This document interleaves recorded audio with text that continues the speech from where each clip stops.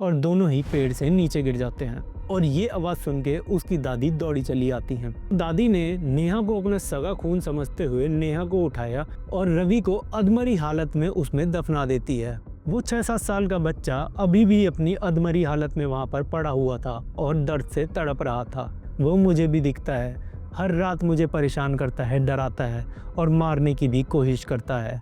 ये कहानी है कोंकण के एक गांव की, जो अपने खूबसूरती और हॉरर स्टोरीज के लिए काफ़ी फेमस है। कोंकण के जंगल, वाटरफॉल्स और ग्रीन माउंटेन्स को तो आपने देखा ही होगा, लेकिन आज मैं आपको बताऊंगा उसके भूतिया रहस्यों के बारे में। ये कहानी है नेहा की, जो एक वक्त पर कोंकण में रहती थी। ऐसा क्या हुआ उसके साथ, वो आज मैं आपको इस कहानी के द्वारा बताऊंगा। कोंकण महाराष्ट्र का एक लाजवाब रीजन है, जहाँ की ग्रीन हिल्स और वाटरफॉल्स हर नेचर लवर का सपना होते हैं। लेकिन ये रीजन अपनी हॉरर स्टोरीज के लिए भी जाना जाता है, जैसे राजस्थान का भांगर फोर्ट या गुजरात का डूमस बीच। वैसे ही कोंकण का एक अपना खौफ है। नेहा, जो 20 साल पहले कोंकण के एक गांव में रहती थी, उसके माँ बाप बहुत ही छोटी उम्र में गुजर गए थे और सारी जिम्मेदारी उसकी दादी पर थी। नेहा का बचपन अपनी दादी के साथ गुजरा था, लेकिन एक दिन उसकी दादी ने नेहा को शहर भेज दिया पढ़ाई के लिए, क्योंकि उन्हें लगा गांव में एक लड़की का फ्यूचर इतना आगे बढ़ नहीं सकता। 20 साल बाद नेहा अपने गांव वापस आई। जैसे ही वो अपने गांव पहुंची, उसने देखा कि बहुत लोग उससे मिलने के लिए आए हुए हैं। गांव के सब लोग उसे जानते थे, लेकिन नेहा को उनका चेहरा अजीब लग रहा था। फिर एक आदमी ने अपनी आंखों में एक अजीब सी चमक के साथ नेहा से कहा, तुमने मुझे पहचाना? नेहा थोड़ी सी कंफ्यूज हो गई थी। ये आदमी था रवि, उसका बचपन का दोस्त। रवि ने अपनी पुरानी दोस्ती दिखाते हुए कहा, तुम मुझे कैसे नहीं पहचान सकती, हम दोनों तो कितना खेलते थे नेहा। लेकिन नेहा को उसकी याद नहीं आई। क्या कुछ दिमाग में गलत हो रहा था। नेहा को एक सिगरेट पीने का मन था। उसने रवि से पूछा, क्या ऐसी कोई जगह है यहाँ पर जहाँ कोई आता जाता ना हो? रवि ने कहा, हाँ, एक अंधेरा जंगल है यहाँ पे, जहाँ पर कोई आता जाता नहीं है। तो नेहा और रवि जंगल की तरफ गए।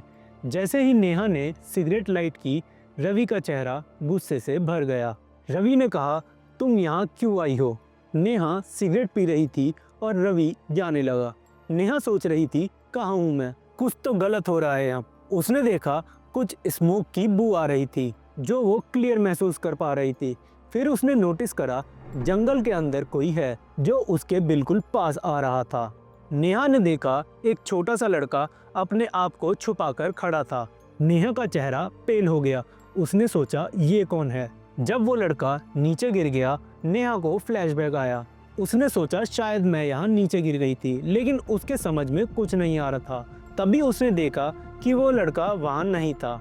उसके आगे रवि खड़ा था। वो जो लड़का था वो मैं हूँ, ऐसा रवि ने कहा। फिर रवि ने कहा, ये जंगल मेरा है, मेरे साथ बहुत कुछ हुआ है और अब मैं यहाँ अपनी मौत की वजह से जीता हूँ। तेरे साथ मैं यहाँ क्यों जिंदा हूँ, क्या तू ये समझ सकती है? नेहा का मन बेहद डर से भर गया था।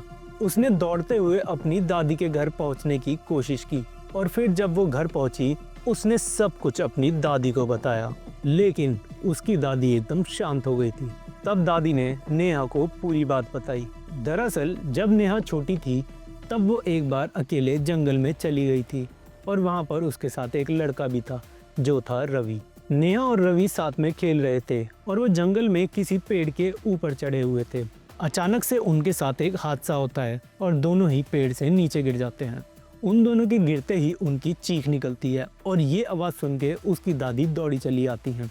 दादी देखती है कि रवि और नेहा दोनों ही बहुत बुरी तरह घायल हैं, लेकिन जैसा दादी की उम्र हो चुकी थी, वो दोनों को नहीं संभाल सकती थी। तो दादी ने नेहा को अपना सगा खून समझते हुए नेहा को उठाया और जल्दी अस्पताल के लिए भागी। अस्पताल में नेहा को भर्ती कराकर उसका इलाज चलने लगा और दादी एक बार वापस गाँव आई।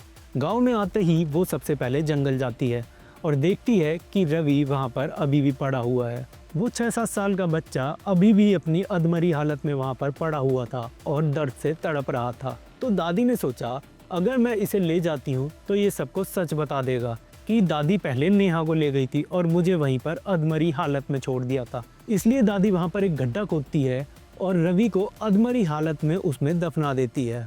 जिसके बाद नेहा ठीक होकर अस्पताल से वापस आती है और उसकी दादी उसे शहर भेज देती है पढ़ने के लिए। और जब वो वहाँ से वापस आई 20 साल बाद, तब उसने एकदम से रवि को देखा। तब दादी ने उसे सब सच बताया कि रवि मुझे भी दिखता है। तू 20 साल बाद जैसे ही गांव वापस आई, मैंने तेरे चेहरे पर ही देख लिया था कि रवि तुझे दिख चुका है।